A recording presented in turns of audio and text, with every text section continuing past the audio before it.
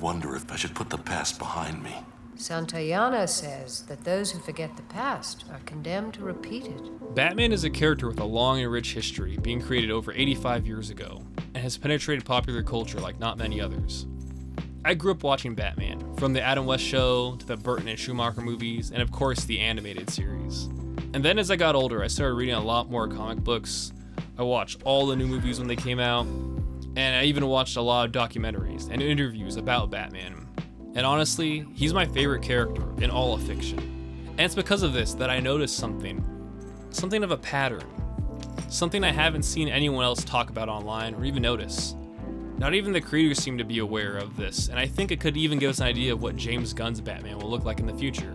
Because what if I told you, each era of Batman on film has adapted a different part of his comic book history in almost perfect chronological order. And it's about this that I want to talk with you today. To start, we first have to go to the beginning. In 1939, where Detective Comics number issue 27 first showed the Batman. He was created by Bill Finger and Bob Kane, with Kane being the one who came up with the initial idea for Batman, and Bill Finger being the one who came up with a lot of the core ideas of the character that we think of today. In his early run, he was a very dark and mysterious, gothic-like figure, who was meant to be kind of an opposite to Superman, who at the time was the only major popular superhero. You can even see this contrast when comparing his early design to Superman's. But because of this contrast, he had more in common with pulp characters like the Shadow rather than Superman. And this is where my theory begins to come into play. Because this era of Batman, according to the theory, would line up perfectly with the 1989 film Batman. Now they might seem somewhat different on the face of it, but when you look closer, there are quite a bit of similarities. As I said earlier, Batman comics used to be heavily inspired by pulp characters, with one example being that Batman used to kill. Kind of a lot. Similarly, we see that Burton's Batman had no issue with killing his enemies either. He also had a very dark and gothic feel to him, with Gotham City having a very 1930s, 1940s design. His style at the time was kind of a retro look as well, with the sort of deco-y New York in the 40s. It was set in winter most of the time, so we had these sort of big 40s overcoats. Early on, some of Batman's first enemies were gang members and mad scientists, like Dr. Death and Hugo Strange. A lot of that changed, however, when Batman got his very own comic book title the following year, 1940, which saw the introduction of his most famous villain, the Joker. He was an insane, murderous clown who would use his aptitude in science to leave his victims with a Joker-like grin and simply wanted to spread terror across Gotham. This lines up perfectly with the first villain in Batman film being, you guessed it, the Joker, who is also shown in this iteration to have aptitudes include science, chemistry, and art. And yeah, okay, of course there's going to be the Joker, right? I mean, even at the time, he was already considered Batman's #1 enemy. But who was the second Batman villain introduced in that very same comic book? It's the same character that Tim Burton used in his next movie, and that is Selina Kyle, Catwoman. I find this progression very interesting, because they could have literally picked any villain from Batman's, at the time, 50-year history. Yet they chose those two, as well as the Penguin, who also debuted very early on in Batman's run in 1941. On a larger scale, we can even see that this movie was only really possible due to the popularity of the Christopher Reeves Superman movie. Similar to how the comic was only able to happen in the first place because of the popularity of Superman. But here's where things begin to get a little bit more interesting. In this comic book is a love story. I think there ought to be a law against them. Tonight I'm going to show you why. The Batman comic book had gotten pretty popular in the 40s, with a lot of kids reading them. But that led to a backlash. And this came in the form of psychiatrist Dr. Frederick Wertham, who in 1955 released a book called Seduction of the Innocent, in which he claimed that comic books were not suitable for children and were a bad influence. He claimed that showing such graphic depictions of violence and sexuality would corrupt the youth, and called out Batman and Robin in particular as being psychologically homosexual, fearing that they would normalize his behavior. Luckily, in more recent years, his studies and findings have been debunked as just simply baseless, with evidence that he manipulated or even fabricated a lot of his findings. Unfortunately, that did not stop his witch hunt at the time, with many parents being upset. He was asked to take part in a congressional inquiry into comic books. Well, what about the effect of these comic books on the children? All of our testimony from psychiatrists and children themselves show that it's very upsetting. But before any federal restrictions could be placed on comic books, the industry decided to self-regulate and proposed the Comic Book Code Authority, which censored many comic books, such as Batman. This is where any of the darker elements his character retained from his earlier appearances disappeared and were replaced with a more kid-friendly character. Now, I'm sure you're wondering, why is this relevant? And that is because after the release of Batman Returns in 1992, parents were outraged by the amount of violence and sexual undertones that were present in the movie. They were afraid that children being exposed to this type of media would harm them. It was very violent. It was a total attack against kids. The big point of contention for them was that the movie was also being promoted by McDonald's, who had Batman Returns toys in their Happy Meals. This endorsement was enough to have parents boycott McDonald's and send them angry letters, which in turn led McDonald's to question their partnership with Warner Brothers in DC. Fearing that they might lose a major sponsor, DC and Warner Brothers decided to do what they felt was the only thing they could do. They self-regulated. Instead of continuing with Burton's planned third movie, they decided to hire a new director named Joel Schumacher, who they wanted to make a more kid-friendly and lighthearted movie. In this new, clean, and more censored era of the 1950s and 60s, comic books became less about life and death and became more comedic, with the villains becoming goofy and campy. Characters like the Riddler took center stage, who, while first appearing in 1948, didn't start making regular appearances until over a decade later. The stories took on a weirder, more sci-fi-like approach in the 50s, before going fully camp and comedic in the 60s. And going back to the theory, this exact same pattern is followed in the Schumacher era, with Batman Forever taking a more child-friendly approach. It's even, at least compared to the other films, one of the weirder, more sci-fi of Batman's movies, with Riddler's master plan being to suck up all of Gotham's brainwaves from his secret island. There are just so many moments that feel like they could have been pulled straight out of a Silver Age comic book. This then leads to a bit of stability for Batman in both the 50s with his comics and the 90s in his films, something that would change shortly. Drawing inspiration from the Adam West show, Batman was basically a cartoon character at this point. However, this era in the 60s did see the introduction of some very popular characters, such as Poison Ivy, who debuted in Batman 181 in 1966, and Barbara Gordon as Batgirl in Detective Comics 359 in 1967. Both these characters would go on to make their film debuts in the same movie, Batman and Robin.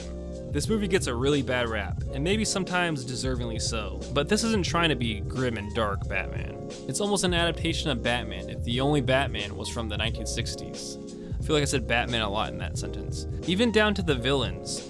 And while Mr. Freeze didn't debut in the 60s like Poison Ivy and Batgirl, with his first appearance being 1959, he did get some popularity by appearing in the Adam West show in the 60s. The funny thing though is that despite the outcry about violence and mature themes that caused this era to start in the first place, these goofier, more campy depictions of the character would serve as something of a death rattle, with the general audience growing tired of the silly tone pretty quickly, leading to the need for a bit of a rebirth.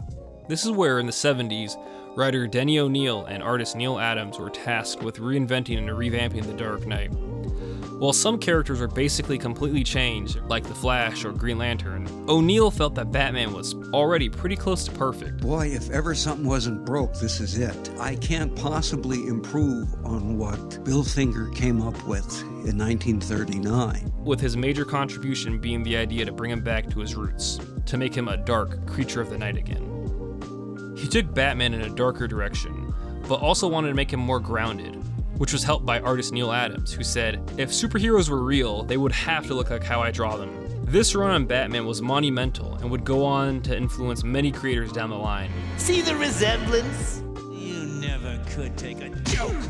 However, it wasn't simply about just recreating the classic Bill Finger and Bob Kane run, as O'Neil took The Dark Knight around the world with a tone more similar to James Bond, but in a costume.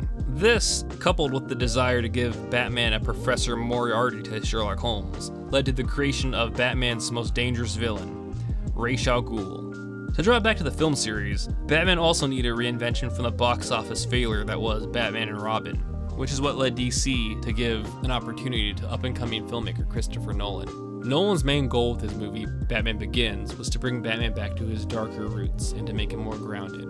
One of the major themes that the movie explores is fear. They would do this by having the villain be Scarecrow, but also Batman's fear of not living up to his father's legacy, and to act as a dark reflection of his fear, the main villain of the film is Ra's al Ghul. A villain they picked due to his potential to be a father-like figure to Bruce Wayne, but still ultimately his enemy. It's funny because Nolan's films were even inspired by James Bond, like how the O'Neill run is often compared to James Bond. I love those movies. The influence of those movies on my filmography is embarrassingly apparent.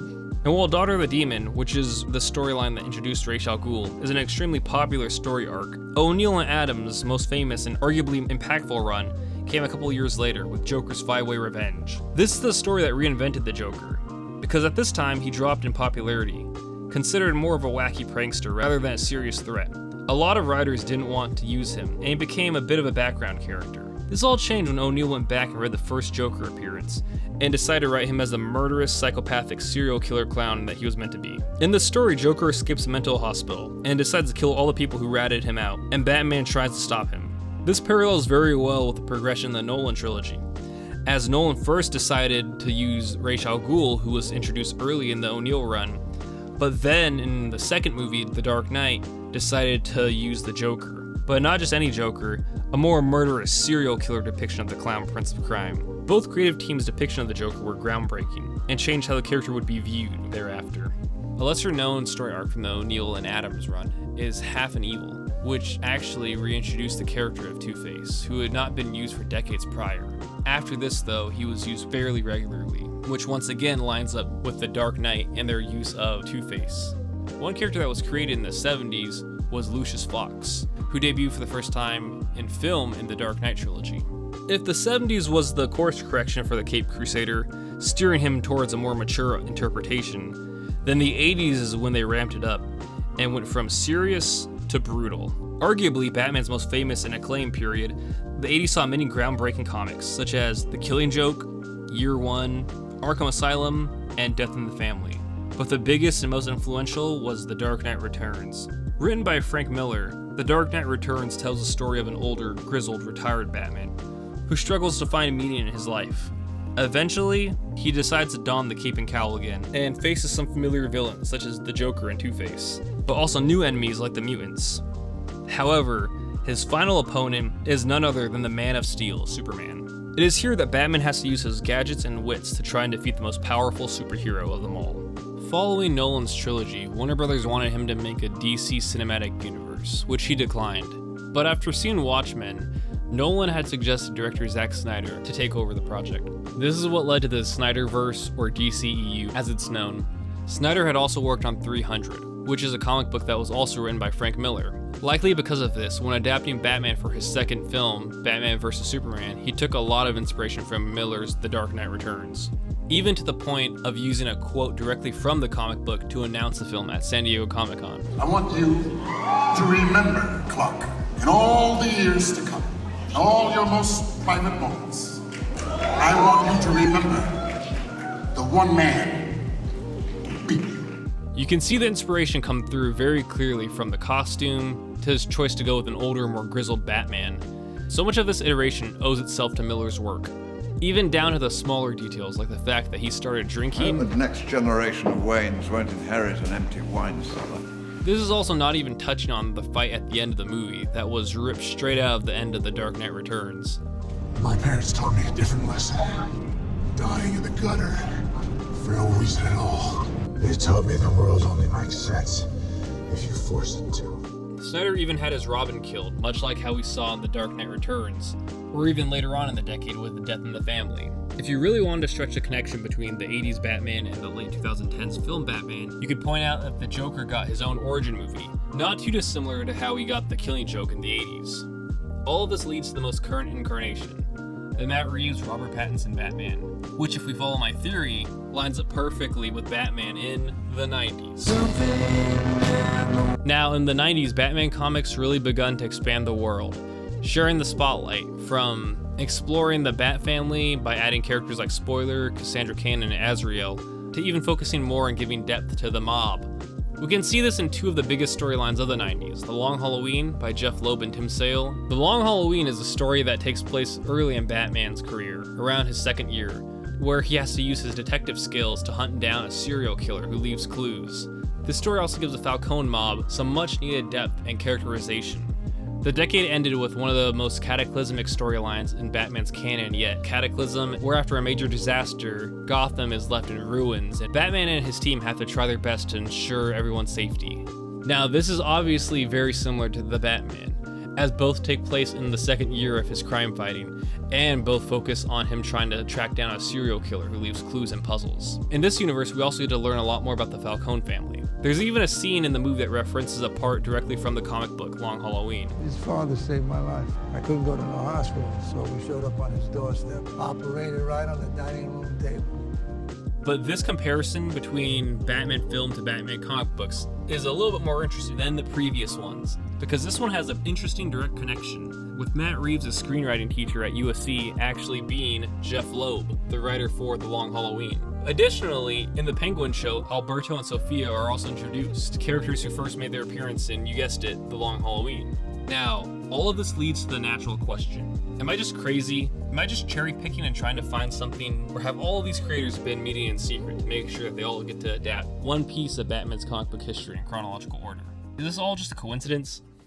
Yes. Yes, it is. Because for as many similarities as there is also a lot of differences and inconsistencies. The first big one I'd like to point out is that the Joker in the original comics was a lot more of a crazy, mad scientist serial killer, and probably had more to do with Heath Ledger's Joker than Jack Nicholson's. Nicholson's Joker was more of just a mobster who went crazy and tried to take over crime, as opposed to a loner. Robin was also introduced pretty early on, just a year after Batman in 1940. So if Tim Burton's was supposed to be similar to the 30s and 40s Batman, they would have included him, which ironically they almost did in both of his Batman films. And while the Riddler fits pretty well with the more campy Silver Age depiction that Batman Forever goes for, Two-Face's inclusion throws a bit of a wrench into it, as he wasn't prominently used until O'Neill's run in the 70s, which still kinda lines up with him being a character in The Dark Knight, but falls apart with his inclusion here. The biggest problem that Batman and Robin poses to the theory is that it has Bane in it. But honestly, other than that, it's pretty accurate with the inclusion of Poison Ivy, Mr. Freeze, and Batgirl, and just the overall tone that is very similar to the 1960s Batman comics and TV show. And while there are a lot of similarities between Nolan and O'Neill's interpretations, you can also see very clear instances of Nolan pulling from many different writers and storylines, such as Year One, The Long Halloween, He does that. and Nightfall, just to name a few. Another instance of characters not lining up with the O'Neill run, or even just the 70s run in general, would be Scarecrow and Bane, who gained popularity in the 60s and 90s respectively.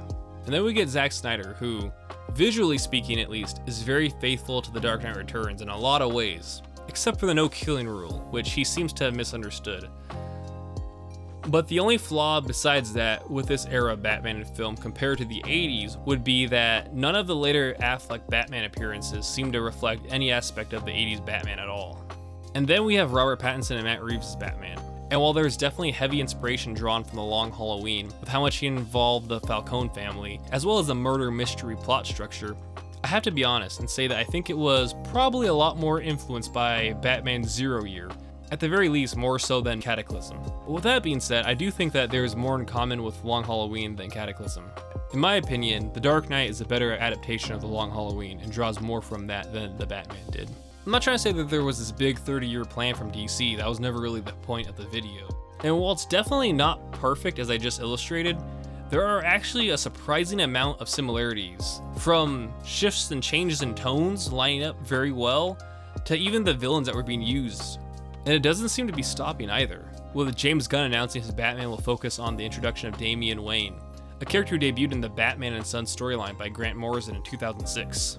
Gunn has even said that Morrison is one of his favorite writers, and Morrison for their part was actually one of the biggest writers of Batman in the 2000s, writing the character for 7 whole years. So I think if we look at this trend and take it seriously, there's a good chance that the DCU Batman will be a lot less grounded and heavily prepared for everything, because Grant Morrison had an approach to writing Batman where they wanted everything to be canon. Best way to do Batman that's never been done is to accept every single era as one guy's biography, leading to a less grounded, albeit still serious take on the character. One of the examples for this is that in the Batman and Sons storyline, first obstacle he faces is a group of League of Assassin ninjas who were also infused with the Man-Bat serum. meaning that he was basically fighting a bunch of giant bat ninjas. This embrace of the more wacky side of Batman's history led to the idea, what people now call the Bat God version of Batman, where he is essentially prepared for everything. You can see early instances of this played for laughs in the Adam West show, but after Morrison's run, it became a more integral part of the character. As for the villains, I think we'll likely see some that we haven't seen in live action before, or at the very least haven't gotten the main spotlight, with some villains that had major storylines during this decade being Hush, Black Mask, Talia al Ghul, Professor Pig, or even Red Hood possibly. And while it's fun to look towards the future, I think more than anything it shows how versatile the character of Batman can be. That one thing through all of these incarnations is true. Whether he's campy and goofy, gothic and stylized, or gritty and real, the core of the character is still the same. Batman is a man that wants to save everybody, because he feels he couldn't save his parents. He experienced pain and trauma, but he wants to make sure that nobody else feels the way he felt. And that is one of the reasons why he's my favorite character in all of fiction. Hey everyone, just want to give a quick thank you if you've gotten this far in the video. I really do appreciate it. Let me know what you guys think in the comments down below. Do you agree, disagree, did I miss anything? I know this is a different type of video than I normally make. Hopefully you guys enjoyed it. I'm going to be making a lot more of these in the future, and I already have a few ideas planned for future videos, so please subscribe if you're interested in seeing more, and leave a like. I'd really appreciate it. Thank you very much, and I'll see you in the next video.